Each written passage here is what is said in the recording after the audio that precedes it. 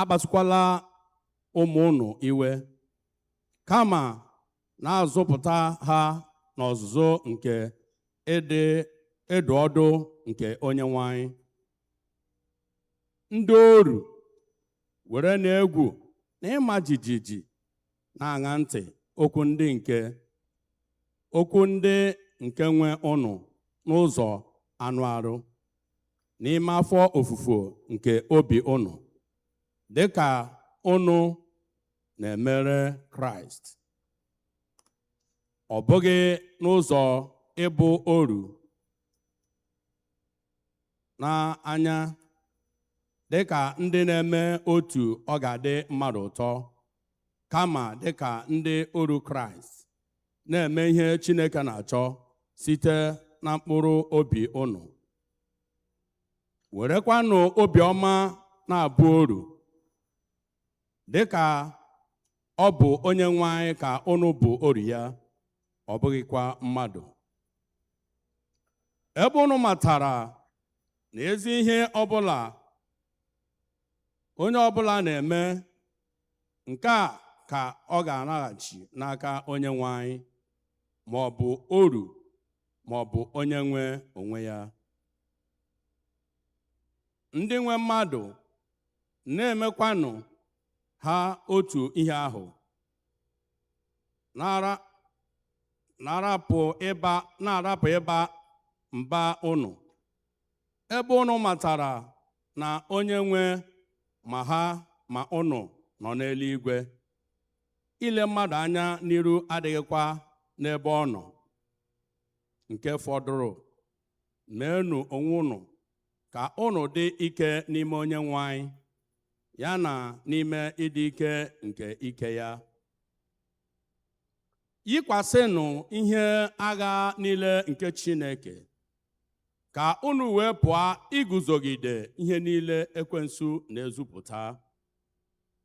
N'ihi na ịgba mgba anyị abụghị imegide anụ arụ na ọbara, kama ọ bụ imegide ịbụ ndị isi niile, imegide ịchị isi niile, imegide ndị onwe ụwa nke ọchịchịrị a, imegide ndị agha mmụọ nke ajọ ihe n'ebe dị n'eluigwe.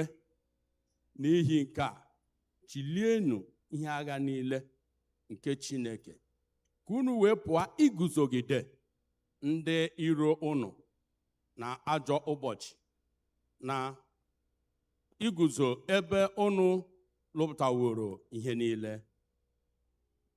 Ya mere, guzonụ mgbe unu weresara eziokwu kee ukwu unu, werekwa ihe agha nke mgbochi obi yikwasị, bụ ezi omume, werekwa nkwadebe nke bụ ozi ọma nke udo yikwasị n'ụkwụ unu.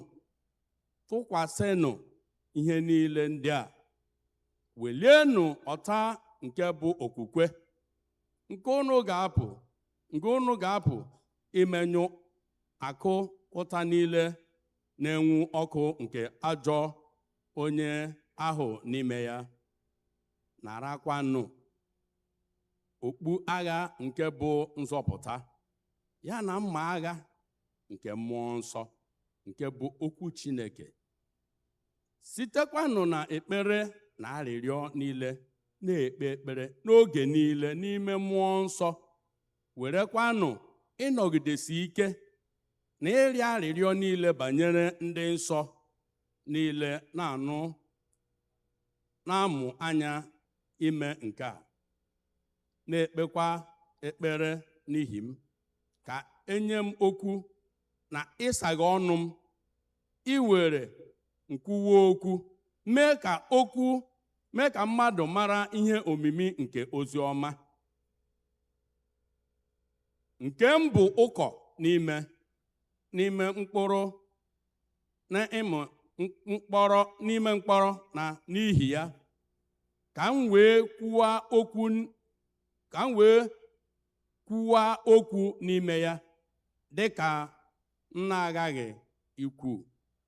Nke a bụ okwu Onyenwe anyị.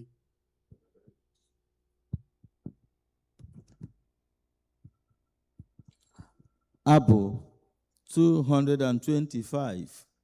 Abụ 225.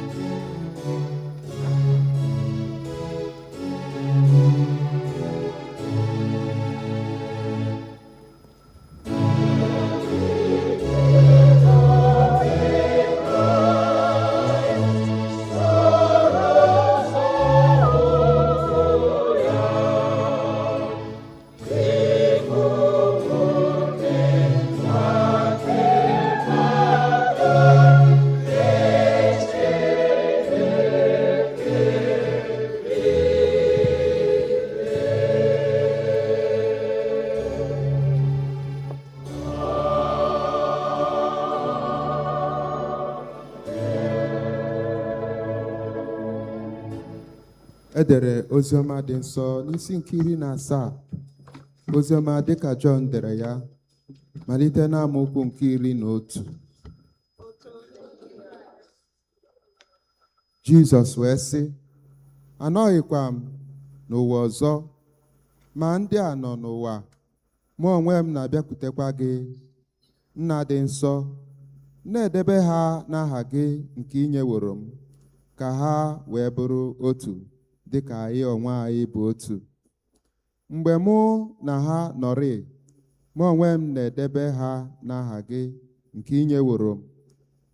Echekwara m ha, ọ dịghịkwa onye ọbụla n'ime ha lara n'iyi, ma ọ bụghị nwa nke ịla n'iyi ahụ, ka ihe edeworo n'akwụkwọ nsọ wee mezu.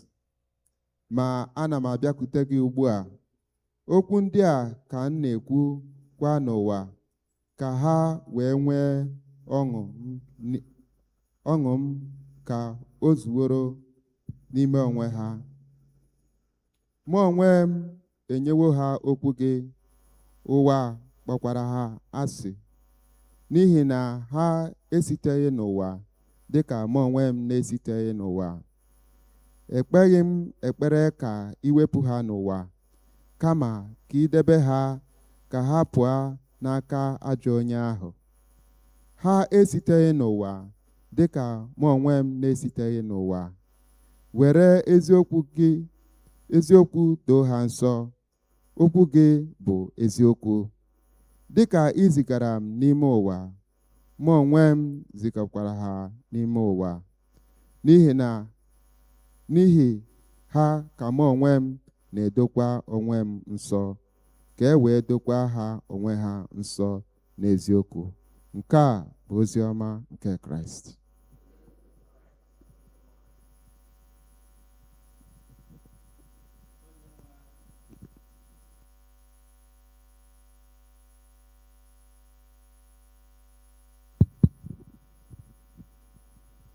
Onye nwe anyị nọnyere unu.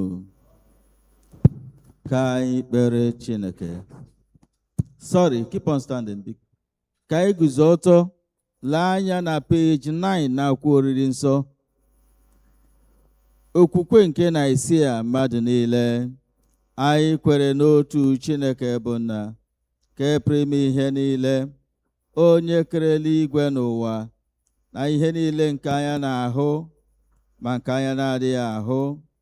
Anyị kwere n'otu onye nwe anyị Jizọs Kraịst, naanị otu ọkpara Chineke, onye nna ya mụtara tutu ụwa niile adị, Chineke nke pụtara na Chineke, ihe nke pụtara n'ihe, ezi Chineke nke pụtara n'ezi Chineke, onye a mụtara amụta ma ekeghị eke, onye yi na nna ya bụ otu ụdị, onye sitere n'aka ya wee ka ihe niile, n'ihi anyị bụ mmadụ na n'ihi nzọpụta anyị. O si n'eluigwe rịdata site n'ike nke mmụọ nsọ, o yiri anụ arụ mmadụ, nke nwa agbọghọ na-amaghị nwoke, bụ Mary, e wee mee ya mmadụ n'ihi anyị. Akpọgidere ya n'obe n'ụbọchị Pontius Pilate. Ọ hụrụ ahụhụ ọnwụ, elie ya. N'ụbọchị nke atọ, o si n'ọnwụ bilite ọzọ, dịka akwụkwọ nsọ si kwu. Ọ rịgoro n'eluigwe, ọ na-anọdụ n'aka nri nke Nna. Ọ ga-abịakwa ọzọ n'otuto ikpe ndị dị ndụ na ndị nwụrụ anwụ. Alaeze ya agaghị enwekwa ọgwụgwụ. Anyị kwere na mmụọ nsọ, onye nwe anyị na onye na-enye ndụ, onye si na Nna na Ọkpara pụta, onye a na-ekpere na-etokwa ya na Nna na Ọkpara. O kwuru okwu site n'ọnụ ndị amụma. Anyị kwere n'otu Katọlik na Apọstọlik Chọọchị dị nsọ. Anyị kwere n'otu baptizim n'ihi mgbaghara mmehie. Anyị na-ele anya mbilite n'ọnwụ nke ndị nwụrụ anwụ na ndụ nke ụwa ga-abịa abịa. Amen. Onye nwe anyị nọnyere unu. Ka anyị kpere Chineke. Page 16 n'akwụkwọ oriri nsọ.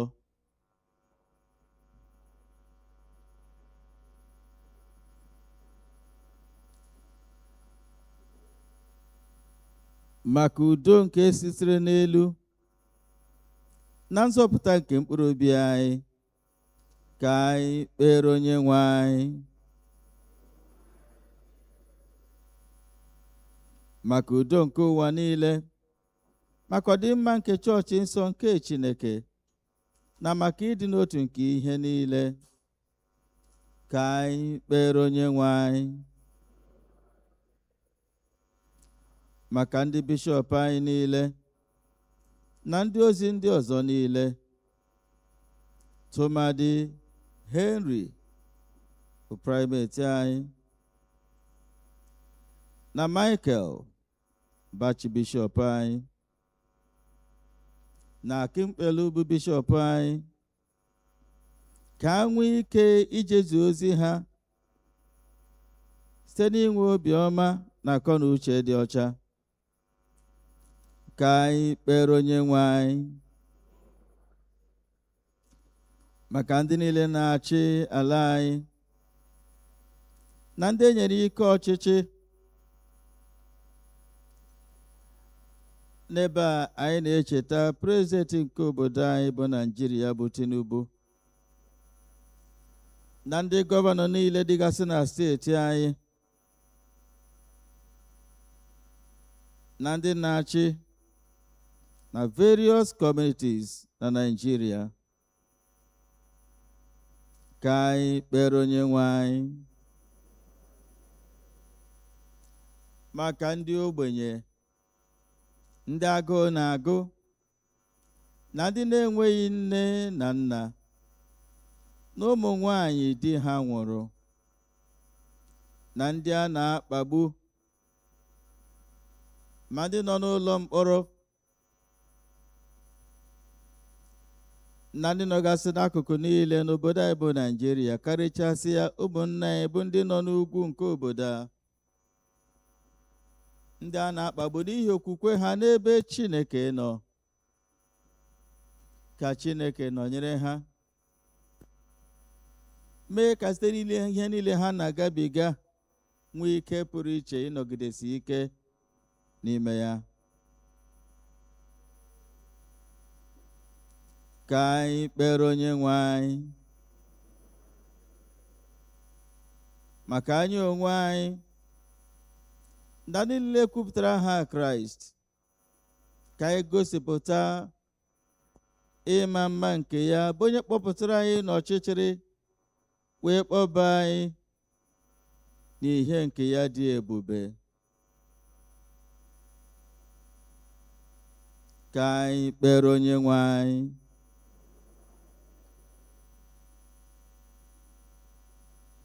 ka anyị na ndị odibo ya niile bụ ndị jere ya ozi n'ụwa nke a, ma ha nọ n'izu ike ugbu a,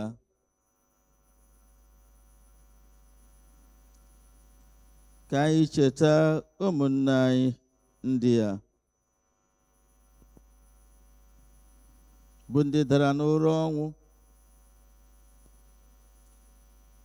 ka Chineke nye ha izuru ike udo.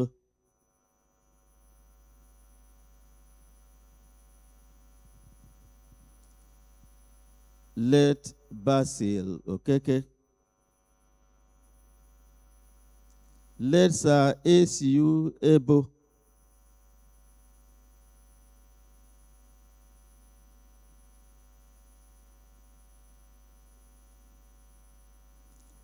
Mrs. Dora Eze, Very Reverend Z. Oloju,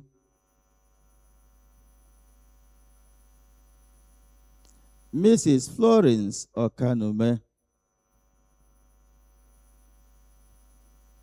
Mrs. Lillian Okoli,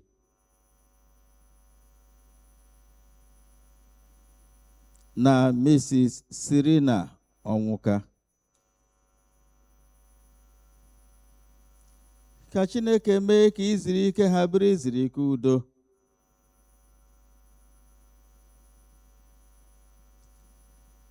Ka Onyenwe anyị kasie ezinụlọ ha niile obi na ndị niile ọnwụ ha metụtara.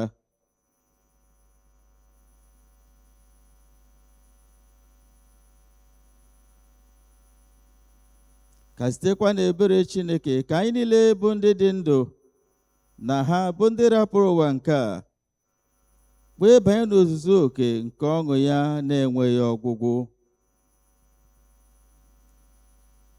Ka anyị kpere Onyenwe anyị. Chee onwe gị n'iru Chineke ugbu a ka ị na-azọba ụkwụ n'ime izu ụka ọhụrụ site n'ebere Chineke. Ebe niile ị ga-eje, renye ha n'aka Chineke. Ebe ị na-achọ ọdịmma, ebe ị na-alụ ọrụ, ma ebe ị na-eme biznes, ebe ị na-agba mbọ, renye ya n'aka Chineke.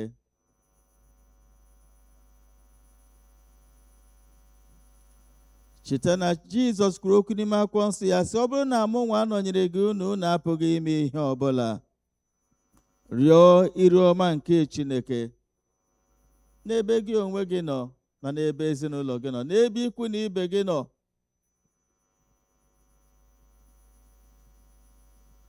Kpuchite onwe gị na ezinụlọ gị n'ime ọbara Jizọs Kraịst.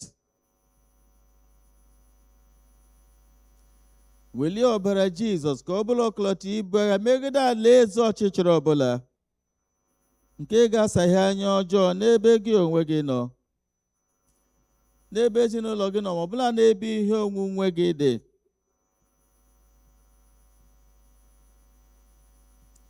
bibie ihe nripịa ọbụla n'akụkụ dị iche iche site n'ọkụ mmụọ nsọ nke Chineke.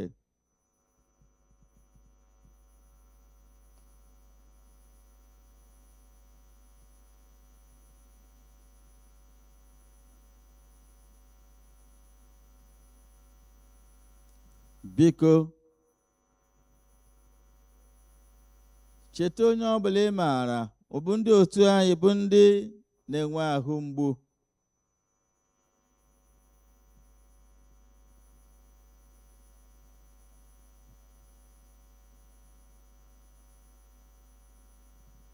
Rịọ ka Chineke site n'ọbara ọkpara ya bụ Jizọs Kraịst weta ọgwụgwọ nsọ n'ebe mmadụ ndị ahụ nọ.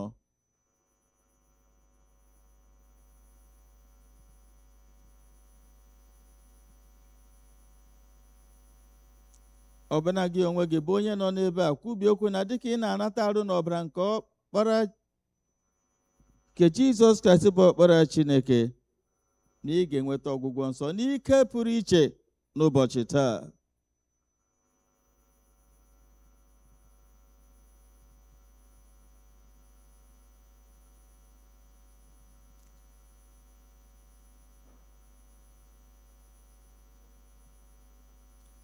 Onye nwe n'ime akwụkwọ nsọ ya sị, ihe ọbụla unu mepere ọnụ kwubie okwu, otu a ka m ga-eweta ya na mmezu nye unu. Kwubie okwu n'izu ụka ọhụrụ nke a ga-eweta udo, weta ọṅụ, weta agamniru nye gị.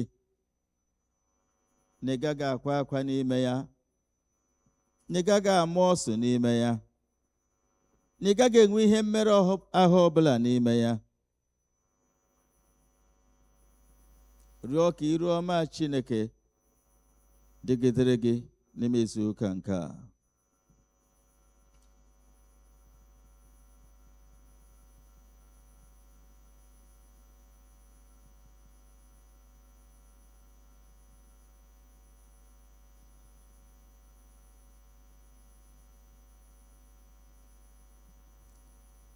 Chịkọta ekpere gị ọnụ.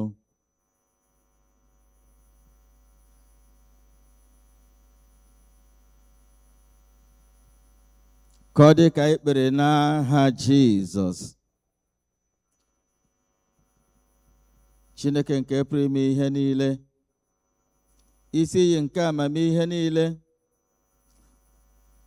onye maara mkpa anyị tutu anyị arịọ, na-amaghị ihe anyị na-arịọ arịrịọ, anyị na-arịọ gị ka ị mere adị ike anyị ebere n'ihe niile anyị na-enweghị iru ịrịọ,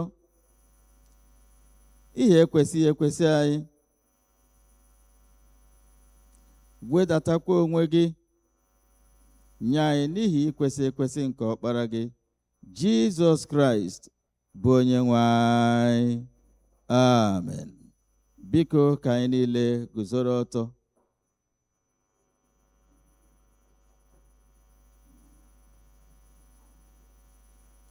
Kraịst bụ udo nke anyị.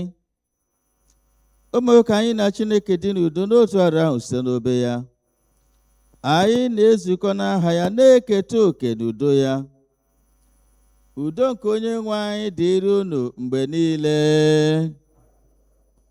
Ka anyị kelerịta ibe anyị ekele udo.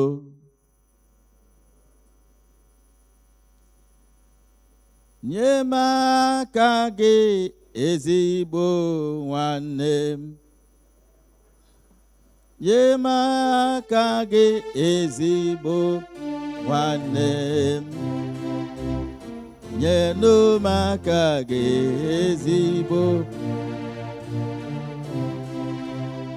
Nyenụ m aka gị. Nyenụ m aka gị. Nyenụ m aka gị ezigbo nwanne m. Nye m aka gị. Ka anyị na-abụ abụ 223 ya na abụ 155. Biko ndị Gideon Stewart ga-ejegharị wee nakọta onyinye oriri nsọ maọbụ ọfatri.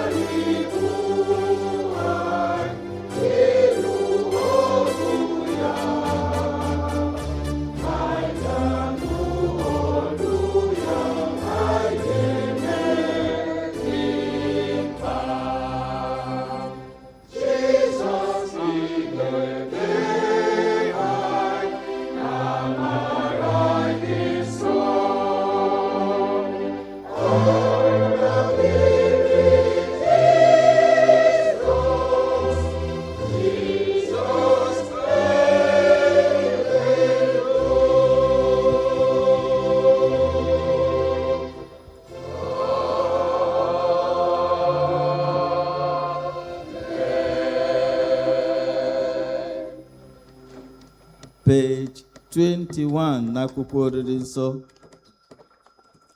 Onye a gọziri agọzi ka ị bụ, onye nwe anyị Chineke nke ihe niile kere eke. Site n'obiọma gị ka anyị nwere achịcha nke a inye, nke ala mepụtara aka mmadụ mekwa ya. Ọ ga-abụrụ anyị achịcha nke ndụ.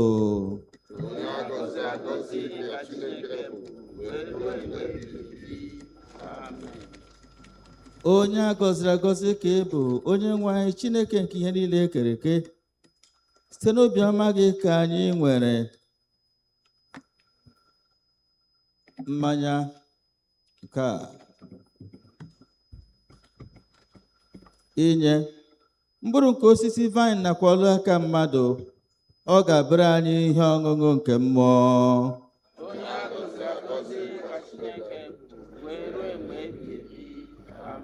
Mmadụ niile, gị onwe gị onye nwe anyị, ka ịdị ukwu niile na ike niile na otuto niile na ebube niile na ịbụ eze niile dịrị, n'ihi na mkpe na nke dị n'ụwa dị ebe ị nọ. Ọ kwasịrị ndị nyere anyị ka anyị na-enyeghachi gị.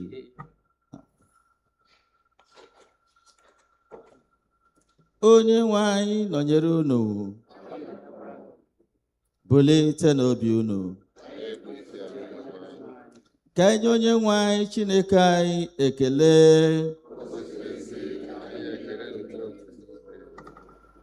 O ziri ezi n'ezie, ọ bụkwa ọlụ na ọṅụ anyị inye gị ekele na otuto mgbe niile na ebe niile. Nna dị nsọ, eze nke eluigwe, Chineke nke pụrụ ime ihe niile, nke dị ndụ ebighị ebi, site na Jizọs Kraịst, otu ọkpara gị bụ onye nwe anyị, n'ihi na ọ bụ okwu gị ahụ nke dị ndụ. I siri n'aka ya wee ka ihe niile site na mbụ, mekwa n'oyiyi nke gị. I siri n'aka ya mee ka anyị pụọ n'oru nke mmehie, ebe i mere ka a mụọ ya n'ụdị mmadụ, mekwa ka ọ nwụọ n'elu obe. I mere ka o si n'ọnwụ bilie wee welie ya elu, ka ọnọdụ n'aka nri gị n'ebe kasị elu. I si n'aka ya zikwasị n'isi anyị mmụọ gị nke dị nsọ, ma na-enyekwa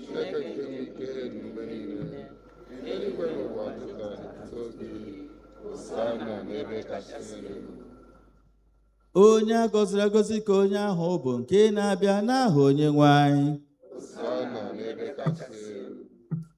Biko gbue n'ikpere n'ala.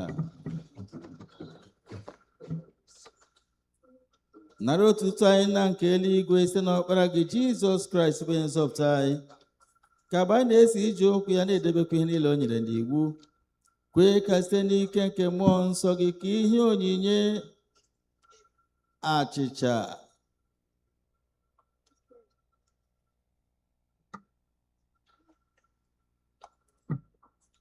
na mmanya ndị a bụrụ anyị arụ n'ọbara ya n'ezie. Onye na-ara achịcha n'otu abalị ahụ arịara anyị n'aka ndị iro, wee nye gị ekele, ọnyawaa ya, wee nye ndị na-eso ụzọ ya sị, naranụ, rikwanụ, iyi na nke a bụ arụ m nke a na-enye n'ihi unu. Na-emenụ nke a ka unu wee na-echeta m. Mgbe ha risịrị nri anyasị, Jizọs narakwa iko, otu aka ahụ wee nye gị ekele, onye niile so ozi ya si unu niile ṅụọ n'ime iko nke a. Ị na nke a bụ ọbara m nke ọgbụgba ndụ ọhụrụ, nke a na-awụsi n'ihi unu na n'ihi ọtụ mmadụ n'ihi mgbaghara mmehie. Bịaruo nso, nararụ nke onye nwe Jizọs kasị nke e nyere n'ihi unu, na ọbara ya nke ọ wụsị n'ihi unu. Rienụ, ṅụkwanụ, na-echetanụ na ọ nwụrụ n'ihi unu. Were na ya mee nri n'obi unu site n'okwukwe na ikele ekele. Arụ nke onye nwe anyị debe gị na ndụ ebi ebi. Ọbara Kraịst debe gị na ndụ ebi ebi. Amen.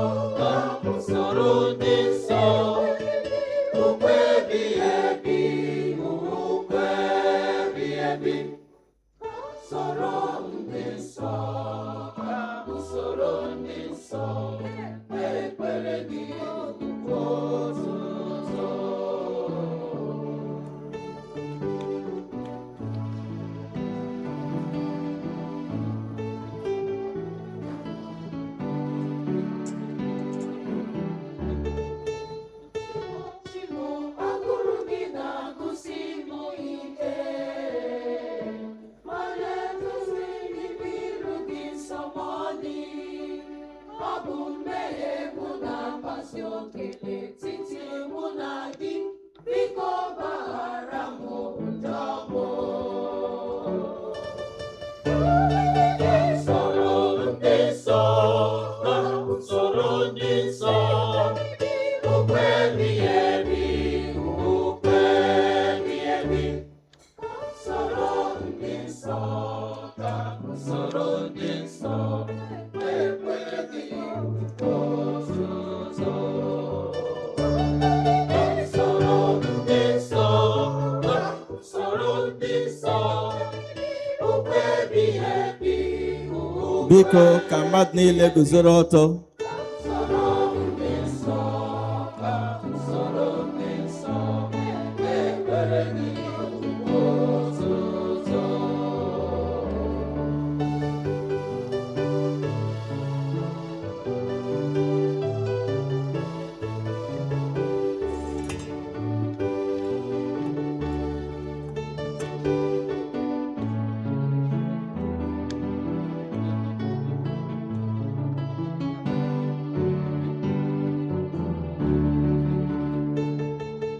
N'agbanyeghị na ụwa kwere ekwe n'ezie, mana arụ m esighị ike ma ncha ma ncha. Chiko onye ma bara gị na-adọ, ekwela ka m ghara izute gị. Ụwa kwere ekwe n'ezie, mana arụ m esighị ike ma ncha ma ncha. Chiko onye ma bara gị na-adọ, ekwela ka m ghara izute gị. Usoro ndị nsọ na usoro ndị nsọ, ukwe ebighị ebi, ukwe ebighị ebi. Usoro ndị nsọ na usoro ndị nsọ, ekweghị ozuzo.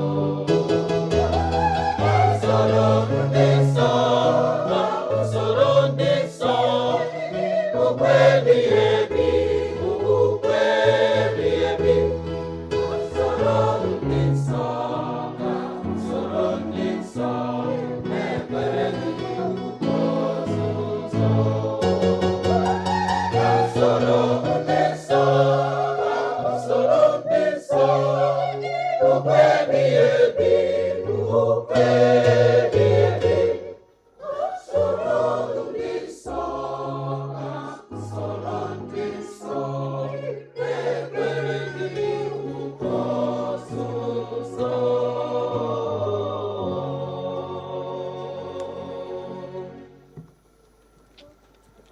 Onyenwe anyị nọnyere unu. Ka anyị kpere Chineke. Page 35 n'akwụkwọ oriri nsọ. Paragraph 26. Dịka onye nzọpụta anyị kụziri anyị, otu a ka anyị na-ekpe sị: Nna anyị nke bi n'eluigwe, ka aha gị dị nsọ, ka alaeze gị bịa, ka emee ihe ị na-achọ n'ụwa dịka n'eluigwe. Nye anyị taa nri ụbọchị anyị. Gbaghara anyị mmehie niile anyị, dịka anyị si gbaghara ndị niile mehiere anyị. Edubula anyị n'ime ọnwụnwa, ma dọpụta anyị n'aka ajọ ihe, n'ihi na alaeze na ike na otuto bụ nke gị, ugbu a na mgbe niile. Amen. Ekpere nke aja ekele dị na peji 36. Mmadụ niile. Chineke nke pụrụ ime ihe niile, na-ekele gị n'ihi na ị werewo arụ n'ọbara ka ọkpara gị Jizọs Kraịst wee zụọ anyị. Site n'aka ya, anyị eche n'iru gị mkpụrụ obi anyị na arụ anyị, ka ọbara aja dị ndụ a chụrụ gị zipụ anyị n'ike nke mmụọ gị, ịdị ndụ na ịlụ ọlụ ga-enye gị otuto na nsọpụrụ. Amen. Kelenụ Jehova n'ihi na ọ dị mma.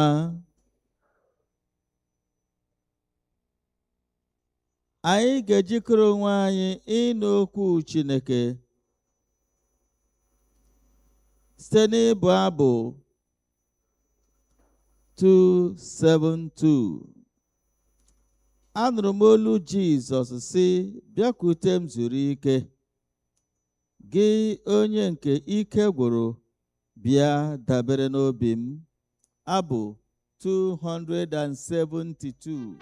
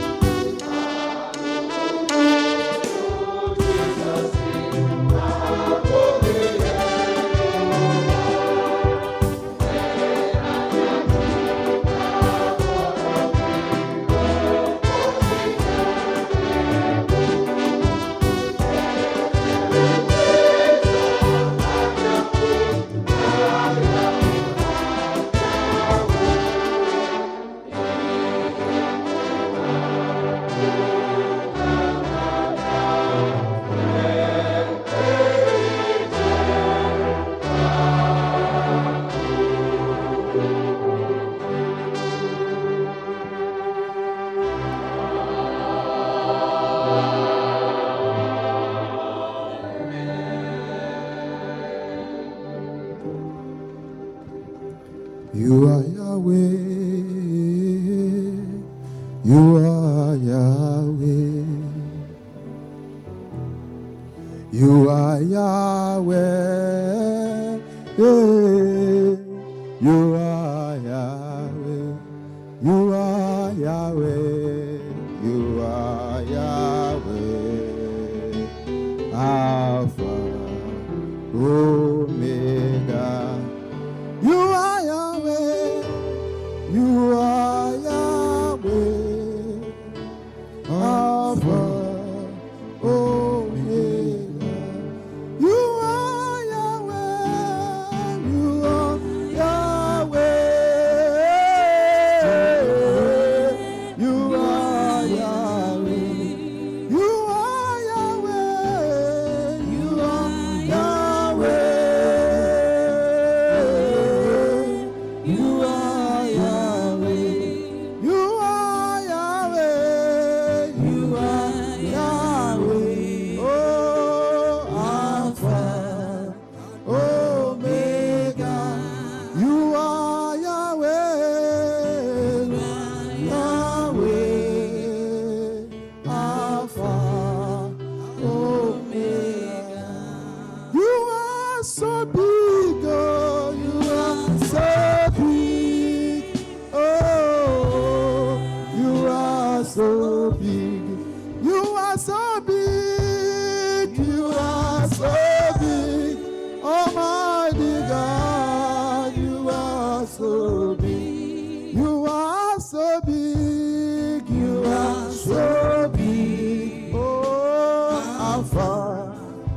Omega. You are so big. You are so big. Alpha, Omega. Unto you shall the gathering of your people be. In your presence there is fullness of joy. And at your right hands there are pleasures forevermore. For you will satisfy us with the fatness of your house. For in your light shall we see light. Breathe upon us, O God. Do that which only you can do. Change us, remake us, remold us, refill us, and send us out in your power to represent you. I submit to you, O Lord. Holy Spirit, take over. In Jesus' name we pray. Please be seated.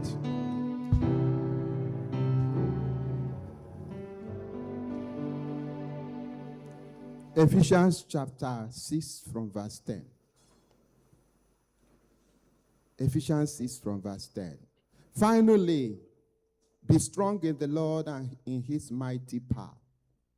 Put on the full armor of God so that you can take your stand against the devil's scheme.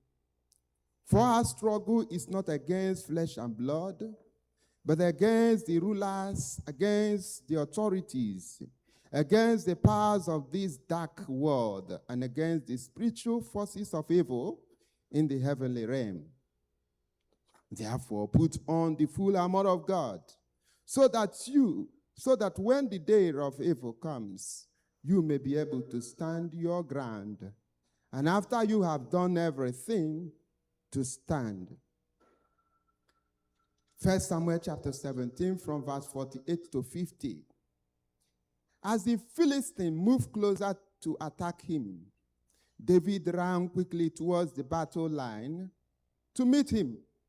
Reaching into his bag and taking out a stone, he slung it and struck the Philistine on the forehead, and he fell face down on the ground. So David triumphed over the Philistine with a sling and a stone. Without a sword in his hand, he struck down the Philistine and killed him. From verse 28 of that same chapter, 1 Samuel chapter 17 from verse 28. When Eliab, David's oldest brother, heard him speaking with the men, he burned with anger at him and asked, "Why have you come down here?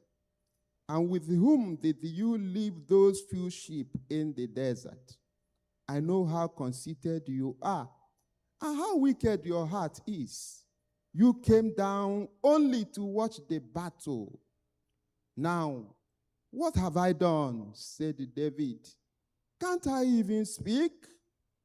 He then turned away to someone else and brought up the same matter, and the men answered the same as before.